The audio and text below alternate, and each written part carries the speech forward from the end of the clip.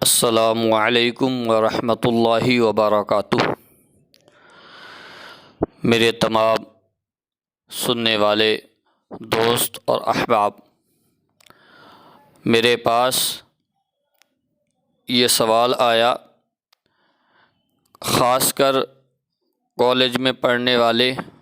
بچے اور بچیاں، کہ ہم لوگ جو یاد کرتے ہیں وہ بھول جاتے ہیں، ہمیں یاد نہیں رہتا۔ تو کوئی ایسا وظیفہ یا کوئی ایسی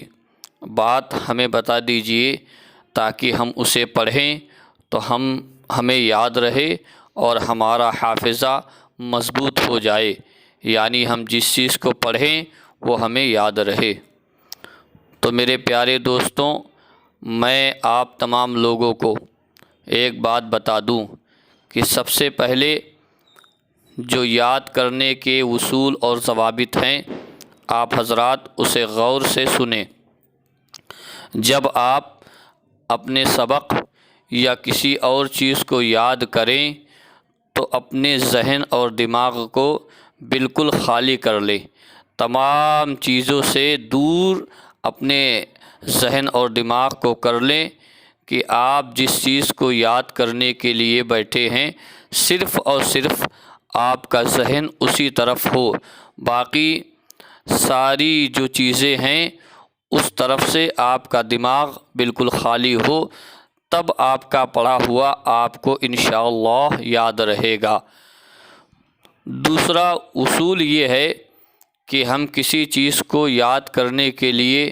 جب جائیں یا یاد کرنے کا ارادہ کریں تو سب سے پہلے ہم اور آپ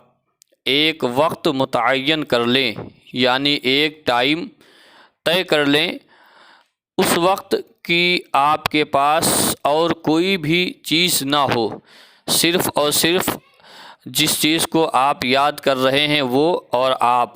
اس کے علاوہ اور کچھ نہ ہو۔ خاص کر موبائل، کمپیوٹر یا اور ایسی چیزیں، ان کو اپنے آپ سے بالکل دور کر دیں، پھر آپ یاد کرنے کے لیے بیٹھیں تو انشاءاللہ آپ جو پڑھیں گے، یاد کریں گے، وہ آپ کے ذہن میں محفوظ رہے گا۔ اب اس کے بعد بھی جن بچوں اور بچیوں کا حافظہ کمزور ہے، یعنی ان کی یادداشت کی قوت کمزور ہے، وہ یاد کرتے ہیں مگر بھول جاتے ہیں، تو ایسے بچوں اور بچیوں کے لیے میں قرآن مجید کی ایک آیت آپ لوگوں کو بتا دوں کہ آپ لوگ اس کو پڑھتے رہیں، انشاءاللہ اس سے آپ کا حافظہ بھی مضبوط ہوگا اور جو آپ پڑھیں گے وہ بھی آپ کو یاد رہے گا۔ وہ آیت قرآن مجید کی یہ ہے، فَدَعَا رَبَّهُ أَنِّي مَغْلُوبٌ فَانتَصِرْ۔ یہ آیت آپ لوگ پڑھتے رہیں۔ اس آیت کو دوبارہ سن لیجئے، فَدَعَا رَبَّهُ أَنِّي مَغْلُوبٌ فَانتَصِرْ۔ آپ لوگ اس آیت کو نماز کے بعد کم سے کم 3 مرتبہ پڑھ لیا کریں۔ دوسرا وظیفہ یہ ہے کہ یا قوی یا اللہ، آپ لوگ اس وظیفے کو بھی پڑھ سکتے ہیں۔ انشاءاللہ ان 2 وظیفوں میں سے کسی ایک کو آپ حضرات نماز پڑھنے کے بعد اس کا ورد کم سے کم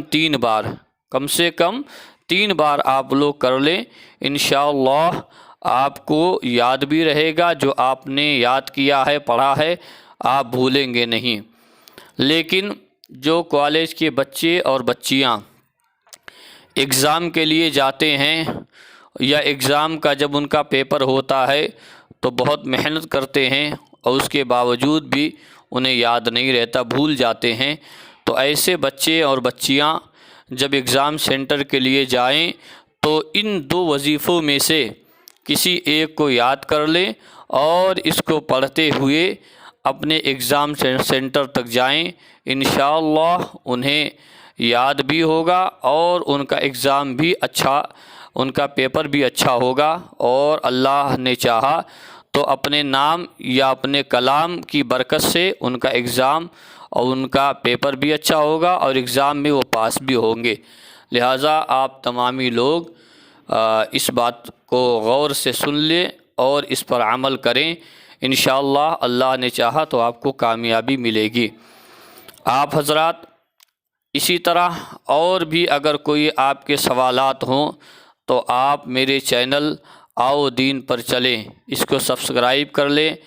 بیل آئیکن دبا دیں، لائک اور شیئر کریں، اور اپنے دوست اور احباب میں بھی اسے آگے بھیجیں، اور کمنٹ میں اگر آپ لوگوں کو کوئی سوالات ہوں تو اسے لکھیں، انشاءاللہ آپ کے سوالات کے جوابات دینے کی میں کوشش کروں گا۔ آپ لوگ مکمل طور پر ان باتوں پر عمل کریں۔ السلام علیکم ورحمۃ اللہ وبرکاتہ۔